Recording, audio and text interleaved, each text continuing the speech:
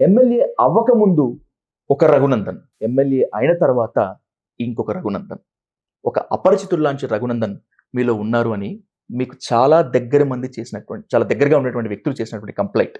ఒకప్పుడు మీలో ఆత్మవిశ్వాసం ఉండేది, ఇప్పుడు అణువణువున అహంకారం ఉందట. Is it right?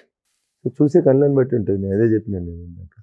రఘునందన్ మీరు ఇప్పుడు కూర్చొని మాట్లాడుతున్న ఇల్లు ఎమ్మెల్యే అయినాక కొనుక్కోలే. రఘునందన్ ఇప్పుడు దొరుకున్న అంగిలా కూడా ఎమ్మెల్యే అయినాక కొనుక్కునేవి కావు. రఘునందన్ చేతిలో ఉన్న ఫోన్ కూడా ఇప్పుడు ఎమ్మెల్యే అయినాక కొత్తగా కొనుక్కున్నది కాదు. కాబట్టి కొత్తగా మీరు ఏదో నా మీద బురద జల్లాలని మాట్లాడితే దానికి నేను చేయగలిగింది ఏం లేదు. రఘునందన్ అప్పుడు గిట్లే ఉన్నాడు, ఇప్పుడు గిట్లే ఉన్నాడు, రేపు ఎంపీ అయినా గట్లే ఉంటాడు, ఎల్లుండి ముఖ్యమంత్రి అయినా గట్లే ఉంటాడు, ఆ తర్వాత ఇంకేదైనా అయినా కానీ గట్లే ఉంటాడు. సో మనిషి గిట్లే ఉంటాడు.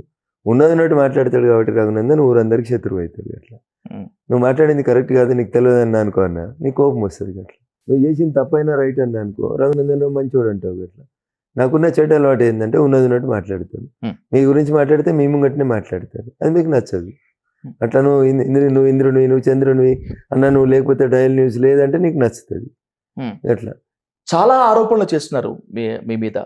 రైట్ ఇన్ఫర్మేషన్ యాక్ట్ కట్టి మీరు చాలా డబ్బులు తీసుకుంటారని, ఇండస్ట్రియలిస్ట్ పారిశ్రామికవేత్తలను మొత్తాన్ని కూడా మీరు బెదిరించి డబ్బులు తీసుకున్నారని, అలాగే ఆ కారణంతో రేపు మెదక్ పార్లమెంట్లో చాలా వరకు సొంత పార్టీ క్యాడరే మీకు సహకరించాలంటే 1-2 సార్లు వెనక్కి వస్తుంది అని. ఇవి కూడా మీ దగ్గరికి కొన్ని సాక్ష్యాల రూపంలో వచ్చాయి అనేటువంటిది నా దగ్గర నుండి information. I am right are not? అన్నం తినేటోడు ఎవడు ఈ మాట మాట్లాడాడు, బీజేపీ కార్యకర్త ఎవడు ఈ మాట మాట్లాడాడు.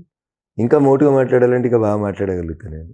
రఘునందన్ రావు ఎమ్మెల్యే అయిన తర్వాత ఒక రైట్ టు ఇన్ఫర్మేషన్ కింద ఒక దరఖాస్తు పెట్టినట్టు, ఒక కంపెనీ వాడిని బ్లాక్మెయిల్ చేసినట్టు నువ్వు నిరూపించగలిగితే, నీ జర్నలిజం నిరూపించగలిగితే, నువ్వు వేసే ఏ శిక్షకైనా నేను సిద్ధంగా ఉంటా.